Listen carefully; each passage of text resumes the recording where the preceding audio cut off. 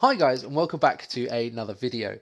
As you guys have seen, I've started racing in iRacing for about a week or so, and I've kind of had a few questions come in about iRacing, so I'm going to try and answer some of those in the kind of coming videos. And one of the questions is, how does iRacing feel to drive compared to other sims?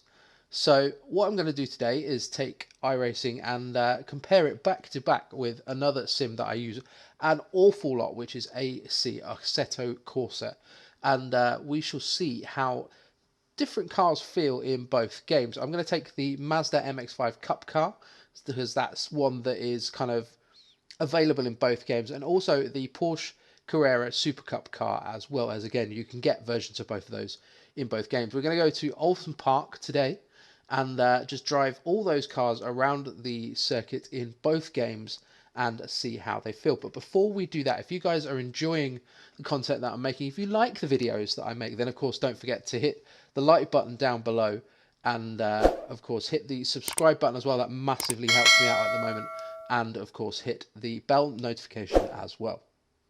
So here we are in iRacing as we head out onto the track, and the first thing that some of you that have seen my Summit Point race video will know, of course, I took a video of my first ever win in the rookies, and one of the things I pointed out in that video is that I couldn't turn the wheel off. I've now figured out how to turn the wheel off in iRacing. So we're going to do a lap of Oulton Park, and Oulton Park is one of the other tracks that's available to race in the rookies, and it's an awful lot of fun as you can kind of hear the tyres screeching, and the tyre model is something that everybody that has raced in iRacing talks about, particularly at the start of the kind of sim racing boom, with obviously the thing that shall not be named on YouTube. A lot of professional drivers jumped straight onto iRacing and complained endlessly about how the car felt at the limit of grip, and I'm not doing a great job of just keeping this car in a straight line, but I think that's actually part of the quirk of the iRacing tyre model. So first impressions, it's fairly good. It definitely has a bit of a warm-up cycle on the tyres. You definitely don't have as much grip as you would do with warm tyres, so obviously that's something to take into consideration. And I'm just gonna head out onto the start-finish straight, and what I'm going to do is I'm going to do a hot lap in each of these cars and just talk about how it feels to drive these laps. And the first thing I've noticed with iRacing is it's actually fairly forgiving of heel and toe. If you don't quite get it right, it's not immediately going to blow the engine up and you're going to have a catastrophic engine failure. Obviously, if you do something stupid, such as I actually did in a race, I think, is money shift from 4th straight down to 1st, which I definitely haven't done at all ever. It complains, but actually in terms of driving the cars, they actually feel nice and robust, and that's something I'm going to get into in my Assetto Corsa lap. But yeah, so far, having raced this circuit a lot in the rookies, just trying to progress out of that class, I know where obviously all the braking points and stuff are now, and it feels nice and comfortable. This does have the kind of slight quirk, and I don't know if it's... Ooh, as we just try and get the car slowed down, this does have the slight quirk of having a very slidey back end, and I've not driven these MX-5 Cup cars in real life. I have driven a few track laps before, and it's not something I've experienced, but it does have a bit of a slidey rear end and have the tendency to, if you can catch stuff like that, like, there you go, it really feels like you're on the edge of grip there, the kind of limit of adhesion of the tyres, and that has the kind of effect of making you feel like a bit of a driving god, when in reality you're 4 seconds a lap slower than the quick guys. But it does mean that you have a great deal of fun. So we'll go back in and just check. That was a 1:59.7 there. Not a spectacular lap time. Like I say, that's about 4 seconds a lap slower than the real aliens are doing. I can go quicker than that. If I had more run up and a lot of practice, then I probably would set a slightly faster lap time. I'm usually in the 57s to kind of low 58s depending on what I'm doing. So let's head over to Assetto Corsa and see how that feels there. So here we are heading down back towards the start finish line at Alton Park, and I'm in Assetto Corsa now, as you can see. And one of the immediate things that really strikes you is that this car is much less waggly than its iRacing counterpart. It definitely has less tail happiness to it, and as we head out onto the start finish straight, we'll just see what kind of lap we can do. Yeah, and I don't know if that's something, I suspect it's something to do with the iRacing tyre model, in that once you get to the limit of grip, you the iRacing tyre models tends to kind of send you into a slide, but it's also correspondingly a little bit easier, I think, to catch slides as well in iRacing. I think you can do it in Assetto Corsa, and obviously Assetto Corsa, favourite home of quite a lot of YouTube sim racing drifters. But you do very much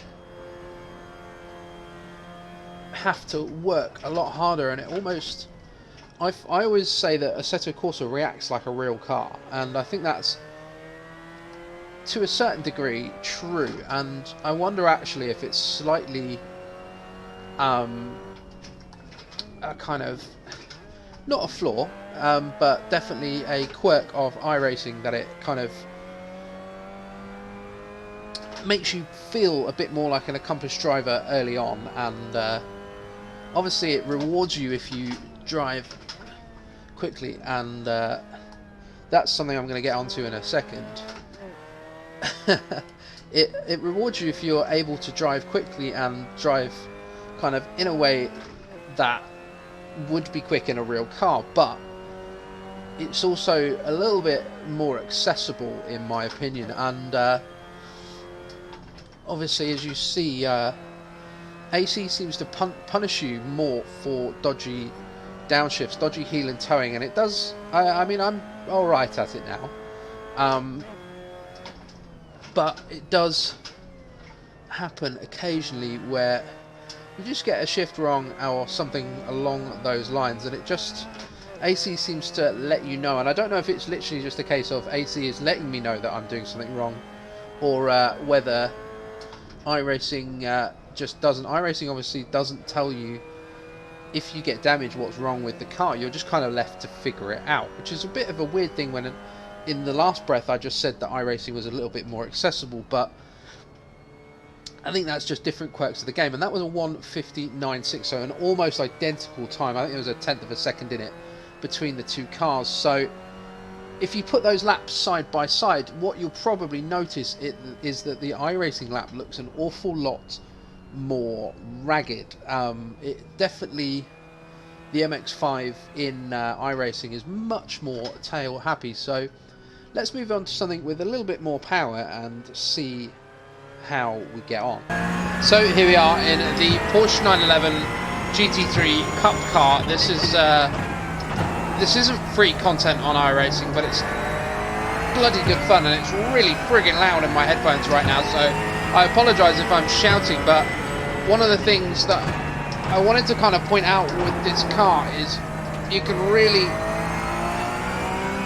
start to see what people mean about the tyre model in iRacing. I'm not massively pushing because I don't have a great deal of experience in this car, but it doesn't feel as intuitive on the limit as Assetto Corsa does, but these things are still great fun to drive. I've deliberately picked this. There we go. There's a bit of a lock up there.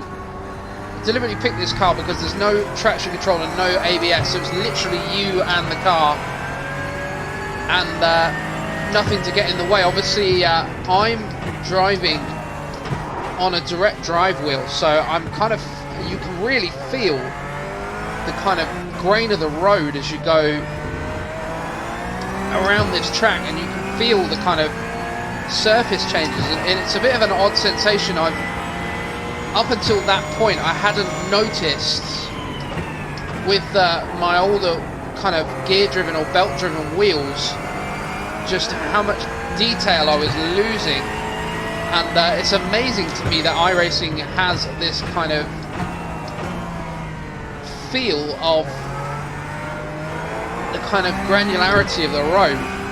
And there we go, we're heading round to finish a lap now. So that was a 1:47.9, which is about standard for what I've been doing. And yeah, like I say, overall I'm quite impressed with this GT3 Cup car. I'm really enjoying kind of playing around with it. So we'll get into a little bit more racing with this maybe a little bit further down the line, but I'm going to head over to AC and see how we get on in that GT3 Cup car. So here we are heading out onto the start-finish straight in our final kind of run in this video in the AC Porsche GT3 Cup car. And one thing I have had to do is turn the ABS off. Obviously the iRacing Cup car doesn't come with ABS, so I've switched the ABS off on this just to be fair. Otherwise I probably would be, as we lock up into the second corner there as well. And the first thing I notice is that this is much smoother. It feels much faster, even if I'm not necessarily actually going much faster. And it's just, I think it's a quirk of how iRacing does things, and then it feels like a much more visceral experience in iRacing. Everything is on the limit all the time, which is the whole point of racing, is to push everything, push as hard as you can. And obviously if you get that feeling of being on the limit, I think AC is a much kind of smoother drive, and you're not necessarily noticing just all the stuff that's going on in the background. But I don't think the actual times that I'm setting are any different really. So it's not that either game is particularly faster, or I mean, I may be embarrassed here and set a blistering lap time, but who knows. But yeah, I mean, that's the main difference for me in terms of driving both sims. I don't think I particularly prefer either. If anything, AC a little bit, but I think that's more familiarity than anything else. So we'll see what sort of time. There we go, there's a 1:43, so much quicker in AC. I suspect that that's actually probably a little bit of familiarity, and just having a bit more of a grip of how the physics work. But yeah, I enjoy both games. I don't necessarily think either is bad. Well, they're very far from bad, if you've ever driven project cars too. But yeah, I think in terms of actual enjoyment to drive, I love Assetto Corsa. I think it's an exceptional simulator in terms of just going out and having a cruise. I always used to say that when I used to drive on Xbox, is I used to drive on Project Cars 2 for if I wanted to race, because there was just a wide variety of stuff going on, and you could always find something to do. And I used to use Assetto Corsa if I just wanted to drive. So if I, for example, wanted to go and do a bit of a TF session or something like that, I would use Assetto Corsa because it feels so much nicer to drive. And I would say actually that draws a fairly good parallel with iRacing and Assetto Corsa on PC. iRacing is by far and away the best racing I've ever had in sim racing. The way it works out, how you're close to people, what sort of split it should put you in, no other game does that. And you'll jump into a lobby on AC and it's random. It's just, which is just the way AC does things. You sign up and you should try and be the fastest in your split. Whereas with iRacing, it puts you with drivers who are just above and just below your ability level, which creates some fantastic racing. You're literally battling for every split second on every corner, and that makes a very exciting racing experience. In terms of driving, I still think Assetto Corsa has it slightly. I don't think iRacing is bad. I think it's just that Assetto Corsa just feels slightly more refined to me. But thank you very much if you stuck with me for this length of time on this video. I appreciate this video is a little bit longer than I normally do, but I felt like it was kind of important to try at least more than just one car in both games. Like I said on my post earlier, I have started a new job, so I am kind of trying to get content out as and when, and hopefully I'm going to try and get 2 or 3 videos out a week. So thank you very much for sticking with me. Thanks for all the likes and the subscriptions and stuff like that, and don't forget to do all the fun YouTube stuff and hit the Amazon links as well. In the description I now have Amazon affiliate links, so hit those as well, and we will see you all next time.